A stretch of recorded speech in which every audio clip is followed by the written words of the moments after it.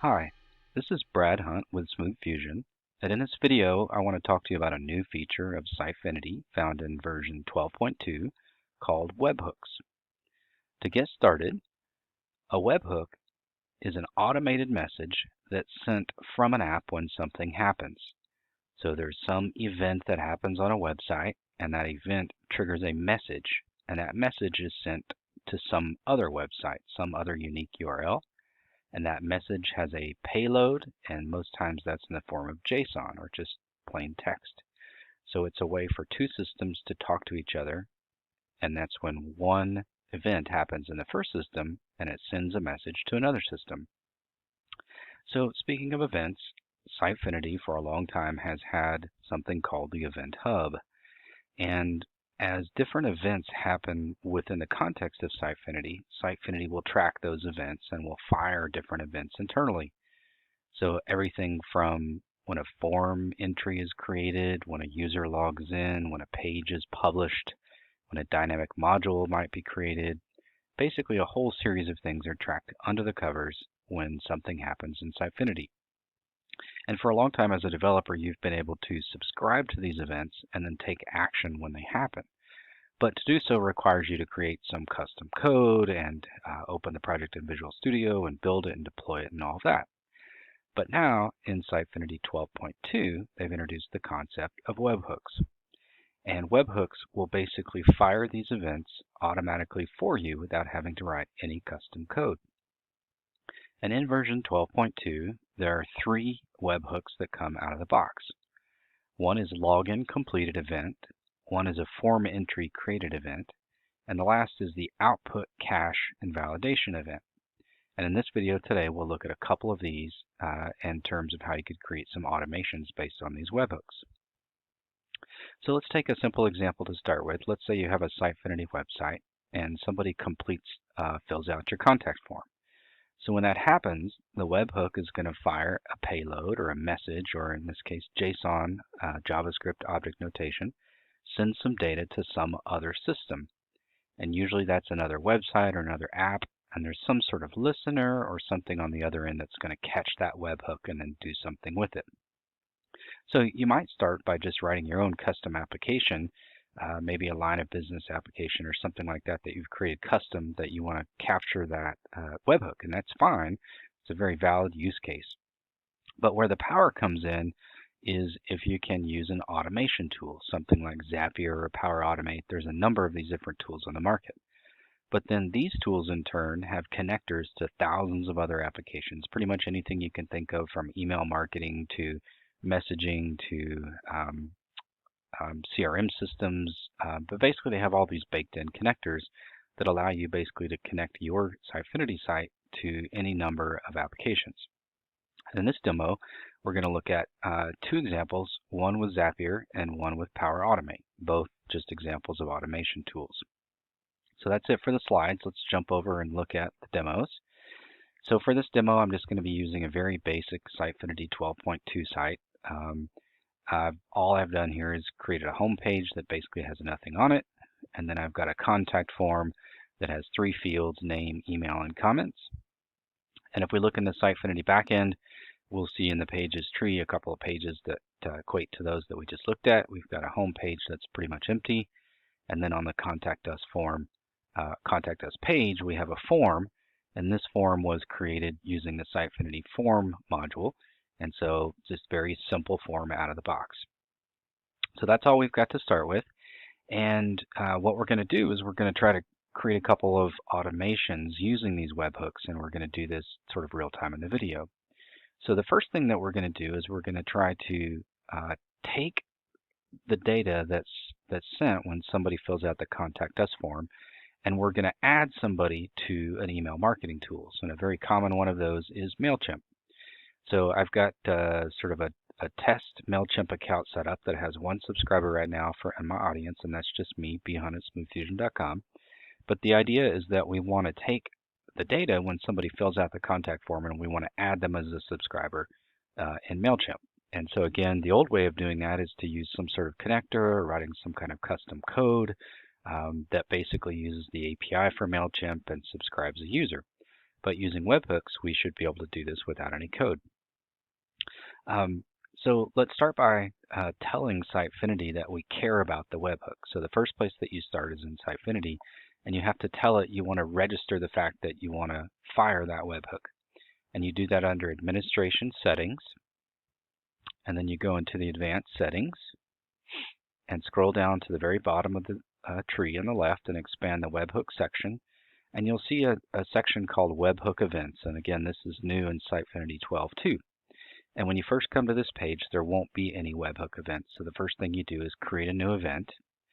And it prompts you, it asks for the .NET interface that represents the event. And if you're not a developer, that may be a little foreign to you. But the nice thing is you can just go over to the documentation on webhooks. So if you just Google for Sitefinity webhook, you'll come to this page. And if you scroll down a little bit, they've got these 3 supported events and the different .NET interfaces that they have. And you can just look at the names of them. So there's output, cache, and validation, the login completed, and the form entry created. So we're going to grab this third one here that is the form entry created. I'm just going to copy that, come back to settings, and that's the event type that we want to use. So all we're doing there is telling Sitefinity, hey, we want you to fire a webhook whenever somebody fills out a form, whenever a form entry is created. So now that I've added that event, underneath that, you'll see that there's a new node for URLs. And if you remember back from our definition of a webhook, the payload has to be sent to some other URL. So that's what I have to enter here. If I create new, it'll prompt me for the URL to which the data will be sent. Now, we don't know what that is yet because we haven't used any kind of other tool to create the listener or the thing that's going to receive this webhook. So our first demo is going to be in Zapier. And Zapier is just a tool that you can go purchase. I'm using a demo copy or a trial copy. I think for about 20 bucks a month, you can use some of the premium features, which is what you'll need for this example. So in Zapier, they call their automation steps zaps. And so the first thing we're going to do is make a new zap.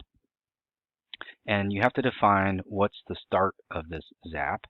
And what's going to start this zap is when a webhook is fired. So if I search for webhook, you'll see they've got a built-in connector called Webhooks by Zapier. And you can see here that it says premium, which is why I said you'll need to get a paid account or a trial account that has this access. So what's going to happen is when the webhook fires, it's going to send data over here. And so in Zapier, I want to catch that hook. I want to catch the data that's being fired.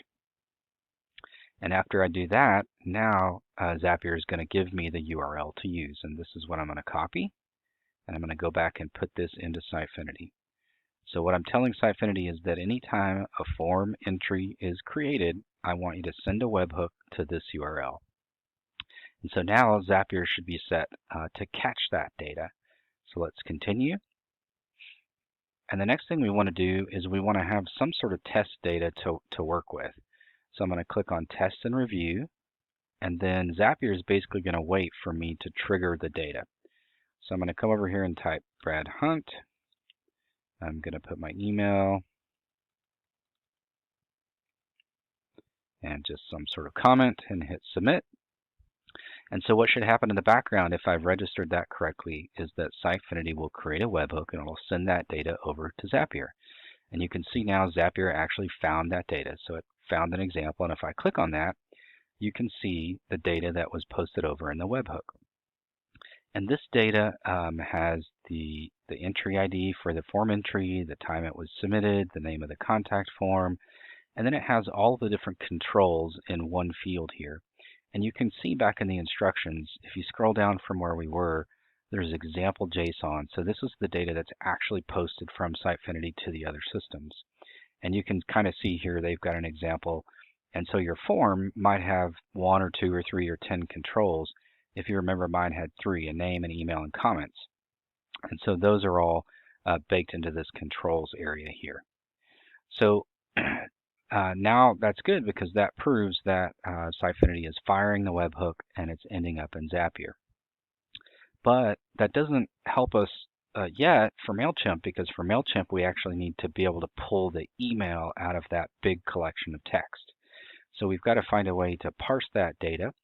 And in this case, Zapier has a built-in tool called Formatter, and it allows you to work with different kinds of data. So I'm going to choose text. So I'm going to work with the text that's being submitted over from Sitefinity. And I'm going to transform that text by extracting an email address.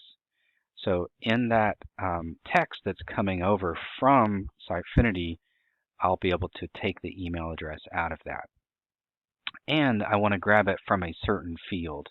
And if I click here, you'll see that from my test post, it's kind of parsed out all those different values.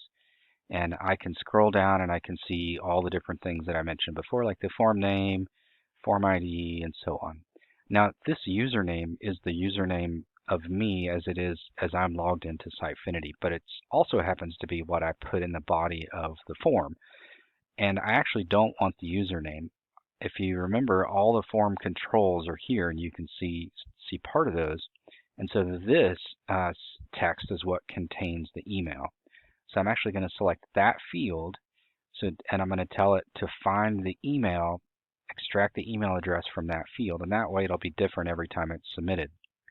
And so now it's doing a test of that field, and it found the output of bhunt at SmoothFusion. So that's great. It tells me that the text was being successfully parsed from that set of controls, and it found the email. And there's probably different ways to do this. You could probably use a JavaScript widget or other kinds of parsing, but this is just the quickest and easiest way that I found to pull that email out of this particular kind of JSON. Okay, so I'm through with that step. So now I've got some sort of email address I can work with. And the next thing I want to do is add a connector for MailChimp. So I'm just going to select that from the drop-down. And the app is MailChimp. I want to add or update a subscriber. Now I can hit continue. And I've already authenticated my MailChimp. So the first time through this, you'll be prompted to enter your username and password for MailChimp. But I've already done that. So it found my MailChimp Just Testing account. And it says my credentials are encrypted and can be removed at any time. So they're already there. I don't have to do that again. And now here is all these fields that give me the granular control how I want to put this user into MailChimp. So the first thing is I have to choose the audience or the segment or the list. Different systems call it different things. But I have a list called Just Testing. And then the only other required field is the email. And so what I want to do is I want to grab the email that I had parsed from the step 2 above, and that was again from our test. So every time this is run, it'll pull the email from that step 2, whatever email was parsed. And I could add all these other fields if I wanted to parse those out from a form post, but that's all I need. So I'm going to continue. I'm going to let it do a test as well. And if I scroll back up, it says it was successful, so that's great. So now I'm ready to turn this Zap on, and I could give this Zap a name too. I could say something like Sitefinity contact form to MailChimp. That's kind of long, but at least it's descriptive. And then now that has the name, and we've turned it on. So Sitefinity contact form to MailChimp is on.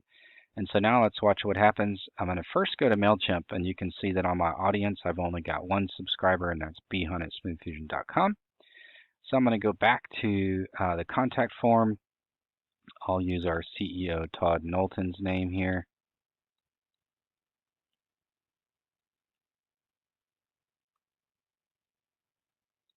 Fusion.com test. So when I submit this, it should fire the webhook over to Zapier. Zapier should then connect to MailChimp. And if I refresh, hopefully I will see that Todd is now a subscriber on my list, and he is. And if I go back to Zapier, I can drill into that Zap that I created. And over on the right-hand side, I can view the task history. And if there are any problems with the task, the Zap, if it didn't work, I could see why. Or I could drill into it and I can see the data that came in. I can see that it was then sent to the formatter. I can see the values, the T Knowlton at SmoothFusion, and then it was able to pull out the email from that list, and then finally was able to add the subscriber. So that's a quick example from scratch on how you can take a form in Sitefinity, turn on webhooks, let the webhook fire, parse that email address out, and then do something with it, in this case adding a subscriber to MailChimp. Now in my next example, I'm going to do one more example today. I'm going to switch gears and I'm going to use a different tool. I'm going to use Microsoft Power Automate, which used to be called Microsoft Flow, and their automation steps are actually still called flows.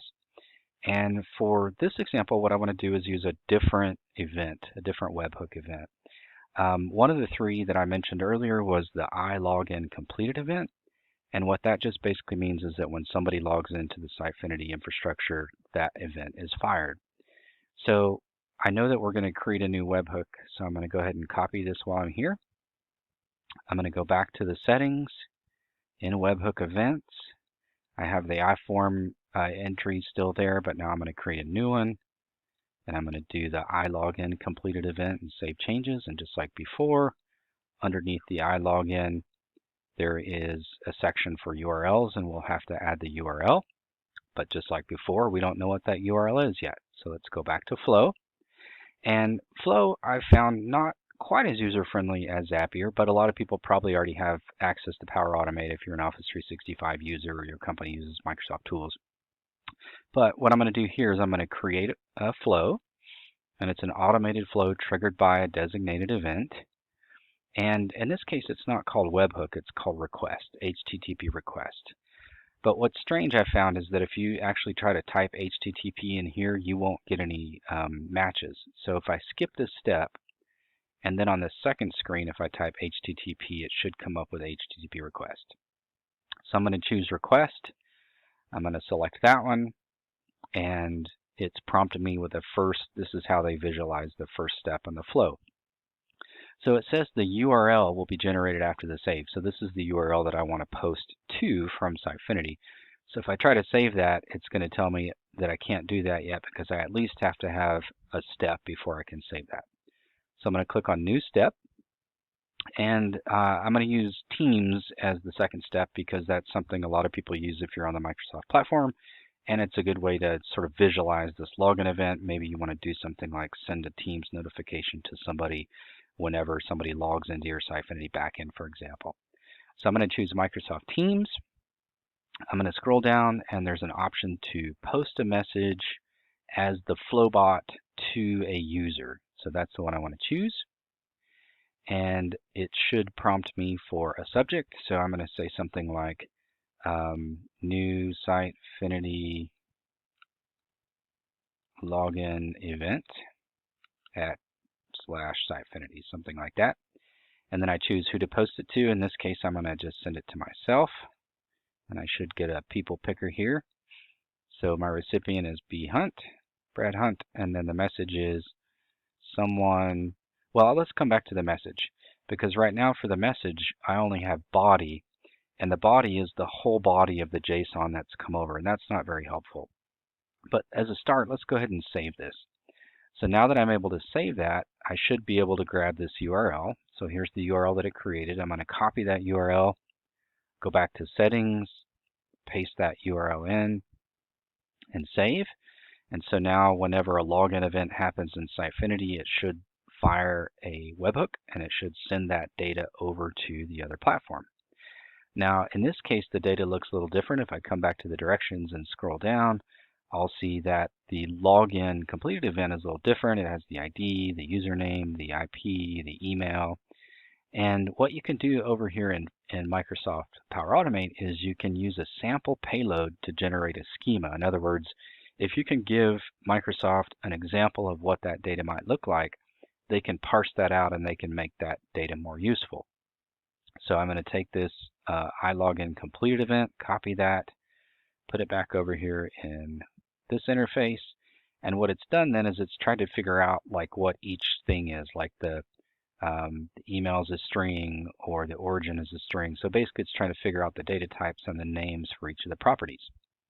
And now that I've done that, what you'll see is I get a more detailed breakdown. It's actually parse the body, and I can use these to give some more descriptive text in the message. So I could say something like username, and then I could merge in the username field from IP address has logged in.